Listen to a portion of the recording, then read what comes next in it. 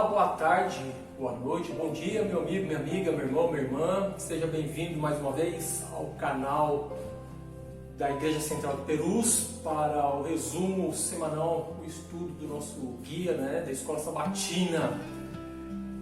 Que nessa semana eu espero que você tenha sido abençoado. Eu não sei qual foi a sua necessidade, mas eu espero que você tenha recebido a vitória de Jesus. O tema que nós vamos rever hoje, na semana que nós estudamos, é a lição 3, vida e morte. Eu começo com uma pergunta: perdeu já alguém muito chegado, um amigo, uma amiga, um parente, perto ou de longe? Provavelmente, eu lá na minha concepção, eu vou arriscar uma resposta: sim. Infelizmente, todos nós já perdemos alguém a quem amamos, E infelizmente, enquanto Jesus não voltar, vamos continuar perdendo pessoas que amamos até um dia nós mesmos descansarmos. Mas tenha certeza que aqueles que dormem em Cristo ressuscitarão com Ele. João 14, no livro de João, capítulo 14, verso 6, Jesus fala assim: eu sou o caminho, a verdade e a vida. Ninguém vem ao Pai senão por mim. Falando da vida. 1 Tessalonicenses, capítulo 4, verso 14, ele fala assim: pois se cremos que Cristo Jesus morreu e ressuscitou, assim também Deus, mediante Jesus, trará na companhia dele os que dormem. Está confirmando então que aqueles que permanecerem firmes e fiéis à palavra de Deus, andando nos caminhos de Jesus, tendo um relacionamento íntimo com Ele, na sua volta, aqueles que estão dormindo irão despertar. Antes de darmos continuidade ao início da nossa lição, eu convido você que feche seus olhos e vamos orar. Grande Deus, nós suplicamos pela Tua graça, pela Tua misericórdia e pela iluminação do Espírito Santo. É um tema bastante interessante, vida e morte, que o Senhor nos ilumine e nos dê inteligência do Espírito Santo, para que nós estejamos aprendendo, compreendendo, pondo em prática na nossa vida e anunciando a outros, ó Deus, que têm tantas dúvidas sobre a questão da vida, sobre a questão da morte.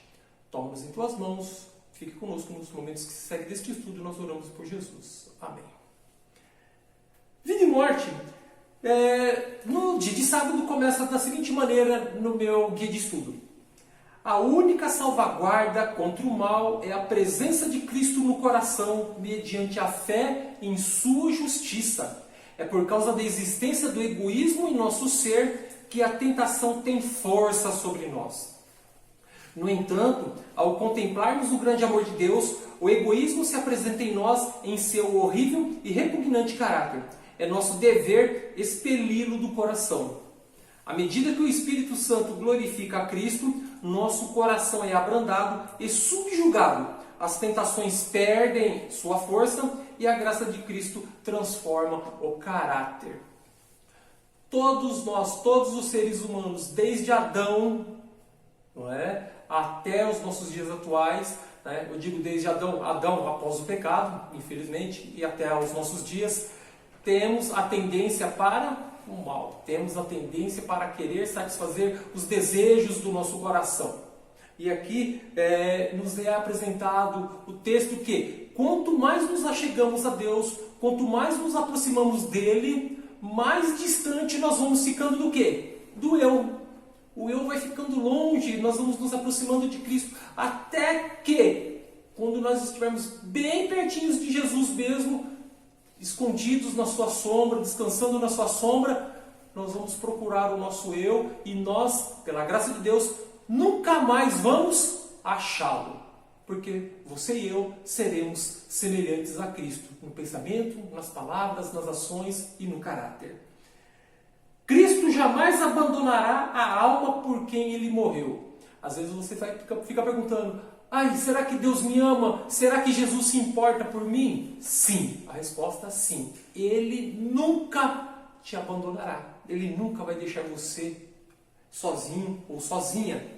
A pessoa poderá deixá-la e ser vencida pela tentação.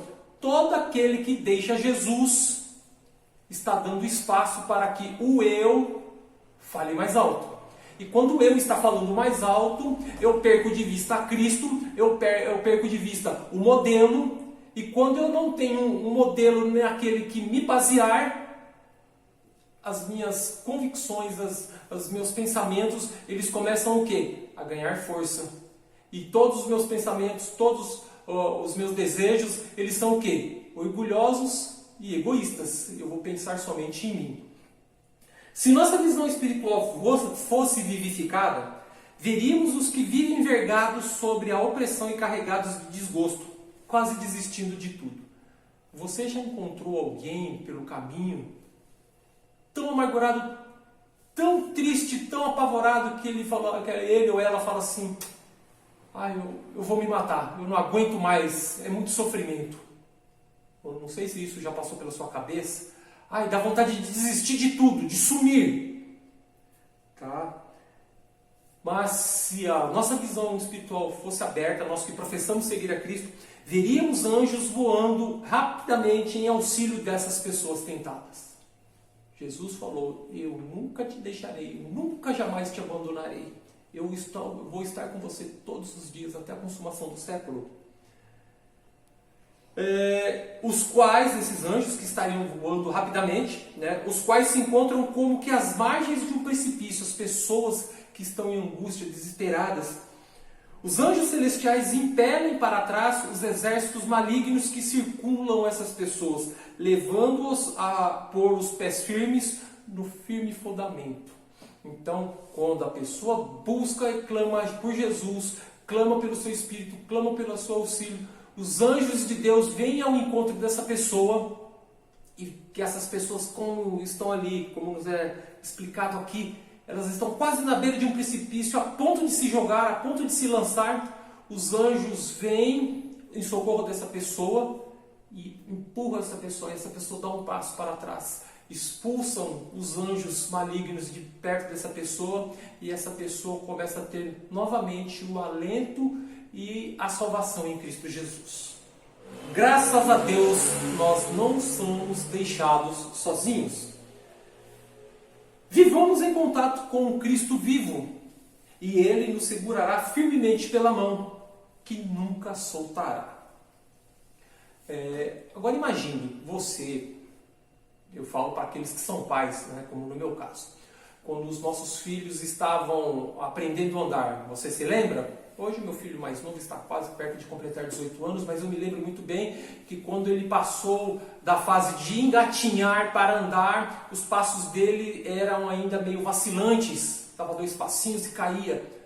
Mas aí de repente nós como pais ou como mães, pegamos a mão da nossa criança, do nosso filho ou da nossa filha, seguramos firmemente, né, a ponto de que mesmo que ela tropeçasse e viesse a cair, ela não iria ir ao chão, porque a nossa mão estaria segurando ela. Firme, a ponto de não machucar, lógico, e aquela criança começaria a dar o quê? Os seus passos, mais passos do que ela daria sozinha. Teria condições de uma criança que está aprendendo a andar a segurar a mão de um adulto? Ela não tem força para isso. Ela começaria a andar e, por não aguentar o peso do corpo, né, aquela mãozinha segurando, lógico, num dedo, por não aguentar o peso do corpo, faria o quê? Soltaria. E é isso que acontece. Muitas vezes nós, você e eu, clamamos: Jesus, por favor, segura minha mão, dá minha mão. E nós queremos segurar a mão de Jesus achando que nós podemos fazer alguma coisa. E nesse achar que podemos fazer alguma coisa, tropeçamos e caímos. E como nós estamos segurando a mão dele, a mão escorrega. Mas Jesus fala: eu vou segurar vocês pelas mãos. E mesmo que nós viemos a tropeçar, Ele nunca vai soltar da nossa mão. Tropeçar? Sim. Mas cair? Nunca. Porque o seu amor e a sua forte mão nos segura e nos sustenta. Cristo será engrandecido? A Bíblia faz poucos elogios a seres humanos. Pouco espaço é dedicado a contar virtudes, até mesmo dos melhores homens e mulheres que já viveram. Todas as boas qualidades que as pessoas possuem são um dom divino. Nossas boas ações são realizadas pela graça de Deus, mediante Cristo. E como devemos tudo ao Senhor, a glória do que quer que sejamos ou façamos pertence somente a Ele. Somos apenas instrumentos em suas mãos. O como e quanto nós, você e eu, estamos nos colocando nas mãos de Jesus para que Ele nos use conforme a sua vontade. Em um determinado tempo, Ele falou para Abraão: Abraão, sai da sua terra, da sua parentela, vai lá para o lugar que eu vou te mostrar. Aonde você for andar, seja você uma bênção. Você não vai para lá para receber bênçãos. E hoje nós somos convidados, aonde a planta do nosso pé passar, nós somos convidados a abençoar outras pessoas.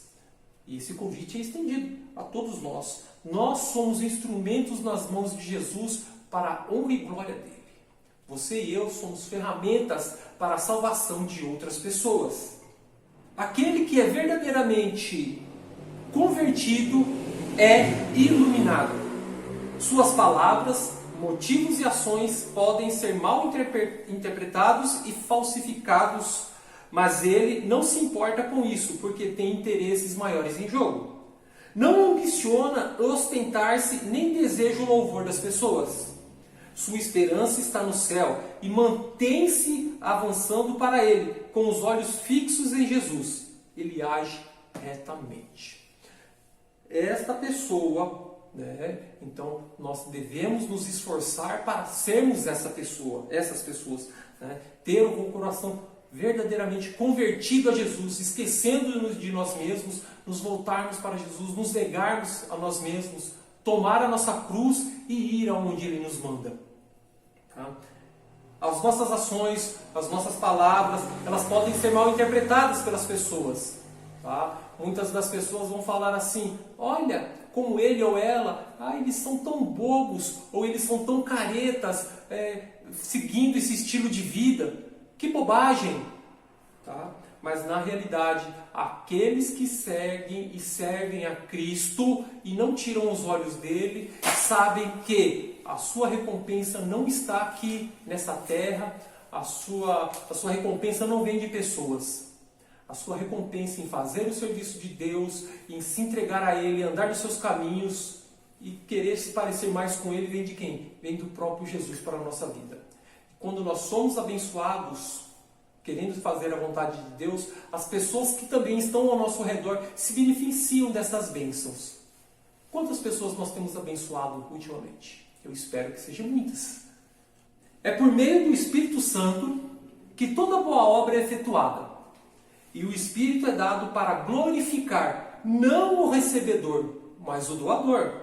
Quando a luz de Cristo brilha no coração, os lábios se encherão de louvor e ação de graças a Deus.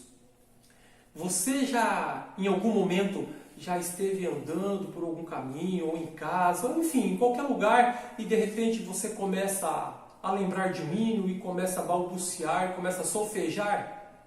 É o Espírito Santo tocando no seu coração. Seu espírito está alegre, seu espírito está em paz com Deus, e espontaneamente você começa a cantar hinos de louvores a Deus. Esse é o momento que nós devemos sim aproveitar ao máximo, não é? Quando homens e mulheres puderem compreender mais plenamente a magnitude do grande sacrifício feito pela majestade do céu em morrer no lugar do ser humano, então será exaltado o plano da salvação, e as reflexões sobre o Calvário despertarão ternas, sagradas e vivas emoções no espírito do cristão. Orgulho e egoísmo não podem florescer no coração que guarda vivas na memória as cenas do Calvário. Quando nós olhamos para a cruz, nós vemos um Deus que muito nos amou. Um Deus que, como um pai, enviou seu Filho ao mundo, colocou seu Filho aqui, para que todo aquele que nele crê não morresse. Aquela cruz em que Jesus morreu não era dele, era minha, era sua.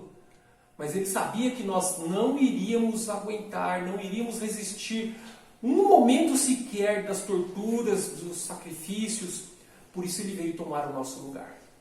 E quando nós meditamos nesse sacrifício por nós, quando nós olhamos para aquela cruz com ternura, mediante a iluminação do Espírito Santo, é impossível que eu olhe para mim mesmo. Morrer é lucro. Nossa, puxa vida, como assim? Paulo, num determinado momento, ele diz: para mim o viver é Cristo e o morrer é lucro. Quantos anos temos permanecido no jardim do Senhor? Uma certa vez eu fiz uma pregação em uma igreja e eu perguntei às pessoas a seguinte frase, Fiz a seguinte pergunta: quantos anos você tem? Aí, eu tenho 40, eu tenho 50, eu tenho 30. E aí eu inverti, Pedi que a congregação fizesse a mesma pergunta para mim. Aí eles perguntaram: Anderson, quantos anos você tem? E eu respondi: eu não sei. Aí alguns riram, Como assim você não sabe quantos anos você tem? Eu falei: eu não sei quantos anos eu tenho. Jesus já me permitiu viver 50 anos de idade, 51 anos de idade. Eu não sei se terei mais 50 ou 51 anos de idade para frente. Então, quantos anos você tem? Eu não sei. Mas que seja lá quantos anos, quantos dias, quantos meses, ano ou anos que Jesus me permitir que viva, que seja cada dia na presença dele, fazendo a sua vontade, pregando o Evangelho e eu aguardando e permanecendo firme até a sua volta. Quantos anos você acha que ainda tem? Quantos anos você já viveu? Todos esses anos que você já viveu, você viveu e permaneceu no jardim do Senhor? Que frutos nós temos produzidos para o Mestre? Como temos nos apresentado ao olhar o examinador de Deus? Estamos avançando em reverência, amor, humildade, confiança em Jesus? Mantemos viva a gratidão por todas as suas misericórdias? Buscamos abençoar os que estão ao nosso redor? Manifestamos o Espírito de Jesus em nosso lar? Uma vez eu ouvi um pregador falando que o lugar mais difícil no mundo para você ser cristão é no nosso lar. É no seu lar, cada um no seu lar. Será que lá no nosso lar nós estamos manifestando verdadeiramente o Espírito de Jesus? Somos semelhantes a Ele? Ou somos na rua, somos uma pessoa, na igreja somos outra pessoa e em casa somos outra pessoa? Se nós estamos em Cristo, nós devemos refletir em Jesus. Em casa, na rua, na congregação, no transporte, enfim. Temos ensinado a sua palavra a nossos filhos e lhe revelado as maravilhosas obras do Senhor? O cristão deve representar Jesus, não apenas sendo bom, mas também praticando o bem. Assim sua vida exalará um suave perfume e refletirá uma beleza de caráter que testificará que é, de fato, um filho de Deus e herdeiro do céu. Todos os dias nós devemos morrer para o eu. E todos os dias devemos pedir que Jesus viva em nós. Viver ou morrer? O que nós escolhemos. Embora devamos buscar diligentemente a perfeição de caráter, precisamos nos lembrar, porém, de que a santificação não é a obra de um momento. Opa, você já é santo? É uma obra que vai o quê? De uma vida inteira. Todos os dias, morro um pouquinho, abandono um pouquinho, aprendo mais de Jesus, vou morrendo mais um pouquinho. É até a volta de Jesus, a santificação. Mas de toda uma vida, Paulo disse, 1 Coríntios 15, verso 31, dia após dia eu morro. Viver e morrer por Cristo. Para Paulo, a cruz era o único objeto de supremo interesse. Desde que havia sido detido em sua jornada de perseguição contra os seguidores do crucificado Nazareno, jamais deixara de se gloriar na cruz. Nessa ocasião, fora-lhe dada uma revelação do infinito amor de Deus, demonstrado na morte de Cristo. E uma transformação maravilhosa havia acontecido em sua vida, pondo em harmonia com o céu todos os seus planos e propósitos.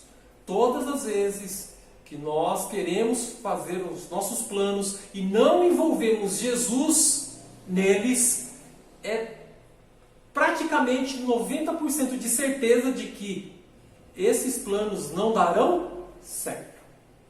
Mas antes de eu começar a planejar, quando convido Jesus para que Ele faça parte desses planos e que a vontade dele se faça segundo o seu querer, tudo que nós vamos planejar vai dar certo. E quando nós oramos a Jesus pedindo, Jesus, eu quero ser mais semelhante ao Senhor, Jesus se alegra, porque é da vontade de Deus que nós nos tornemos semelhantes a Ele. Jesus tem prazer em nos dar bênçãos espirituais. Por ocasião de sua conversão, Paulo havia sido inspirado com um incontido desejo de ajudar seus semelhantes a contemplar Jesus de Nazaré como Filho do Deus vivo, poderoso para transformar e salvar. Mas eu andei a vida toda uma vida desregrada, eu fiz uso de drogas, eu fiz uso de bebidas. Não se importe com isso. Jesus ama você do jeito que você é. E quando você chegar perto de Jesus, vai ser impossível você continuar o mesmo. Você vai ser transformado pelo amor, pelo carinho e pelo abraço do Senhor Jesus. Seu coração alcançava todos os tipos de pessoas. Sou devedor, Paulo fala em Romanos capítulo 1, verso 14. Sou devedor, ele declarou, tanto a gregos como a bárbaros, tanto a sábios como a ignorantes. O amor para com o Senhor da glória, a quem tão implacavelmente havia perseguido na pessoa de seus santos, era o princípio que atuava agora em sua conduta, o motivo que o impulsionava. Quando seu fervor no caminho do dever diminuía, um olhar para a cruz e para o amor admirável ali revelado era suficiente para fortalecer a sua mente e moldá-lo a prosseguir na estrada da abnegação. Eu muitas vezes, não sei você, mas comigo já aconteceu de muitas vezes querer desistir.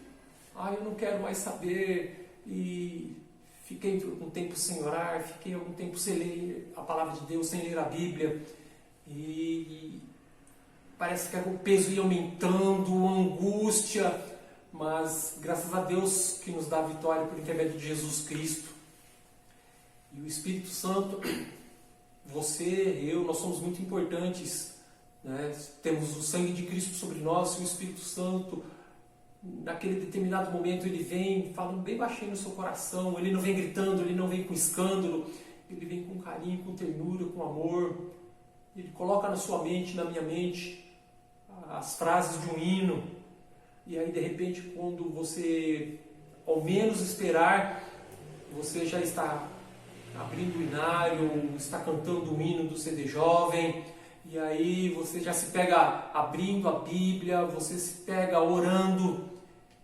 E é nesses momentos, quando nós nos voltamos para Deus, que nós devemos nos agarrar, como diz o dito popular, com unhas e dentes, não é? Como Pedro fez, se prostrou, segurou os pés de Jesus, falou: Senhor, se afasta-se de mim, que eu sou pecador. Mas como Jesus ia se afastar se Pedro estava abraçado nos pés de Jesus fortemente? E assim como Pedro se abraçou os pés de Jesus fortemente, que essa seja a nossa atitude. Senhor, eu sou pecador, por favor, me aceite na sua presença.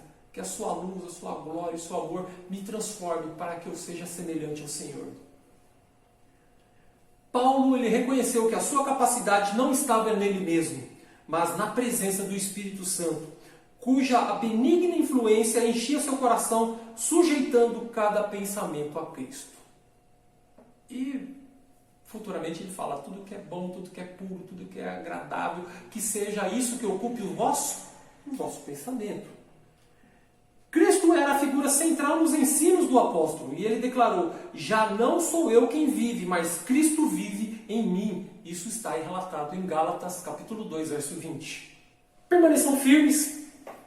Em sua carta à igreja de Éfeso, Paulo apresentou perante os membros o mistério do Evangelho. Efésios 6,19. As insondáveis riquezas de Cristo. Efésios 3, verso 8. Então, ele assegurou suas fervorosas orações em favor de sua prosperidade espiritual. Eu me ponho de joelhos diante do Pai. Peço a Deus que, segundo a riqueza da sua glória, conceda a vocês que sejam fortalecidos com poder mediante o seu Espírito no íntimo de cada um. E assim, pela fé, que Cristo habite no coração de vocês, estando vocês enraizados e alicerçados no amor. Nós só vamos conseguir vencer o eu, vencer o orgulho, vencer o egoísmo, se nós estivermos com os nossos olhos fixos em Jesus. Quando nós reconhecemos que nós não somos nada, que nós não somos ninguém, que somos fracos, que somos incapazes de prosseguir, de dar um passo sem nós mesmos, por nós mesmos, quando nós olhamos por Jesus, Jesus nos torna capaz. Essas palavras são dirigidas não somente à igreja de Corinto, mas a todo o povo de Deus, até o fim dos tempos. Todo cristão pode desfrutar a bênção da santificação. Unidos e destemidos, indo já para a quinta-feira, e assim quase finalizando a nossa recapitulação do nosso estudo, Félix, governador daquela província naquele tempo, ele sentiu que as palavras de Paulo eram verdadeiras. Sua memória retornou ao passado de culpa. Com terrível clareza, relembrou os segredos de sua vida, devassa e sanguinária. O relatório tenebroso de seus últimos anos. Viu a si mesmo como imoral, cruel e ganancioso. Nunca antes a verdade tinha sido levada tão claramente ao íntimo de seu coração. Nunca antes a sua alma se enchera de tamanho terror. O pensamento de que todos os segredos de sua carreira e de crimes estavam abertos aos olhos de Deus e que ele seria julgado conforme suas obras, fez com que esse grande líder naquela época tremesse de pavor. Tá? Mas o que aconteceu? Em vez de ele permitir que as suas convicções o guiassem ao arrependimento, que ele se voltasse para Cristo, o perdoador, o restaurador, o salvador, ele abafou esse som. Tá? Ele procurou livrar-se dessas reflexões, ele já tentou esquecer tudo aquilo que ele tinha ouvido. E a conversa com Paulo foi abreviada. E ele disse: basta por enquanto. Pode sair, pode ir embora. Quando eu achar conveniente, eu vou chamar você novamente. Mas só que essa conversa nunca mais aconteceu.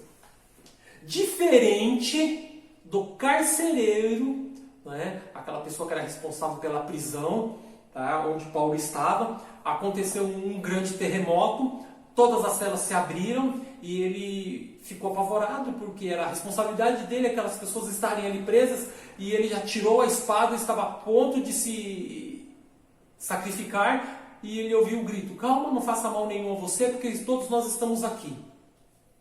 Todos os presos estavam ali.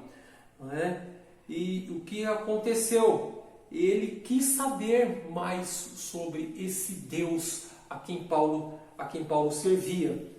Eles começaram a falar de Cristo para ele. Então, a mensagem de Cristo levou convicção ao coração do carcereiro, que ele estava trêmulo. Então, ali ele confessou seus pecados e encontrou perdão. Félix tremeu, mas não se arrependeu.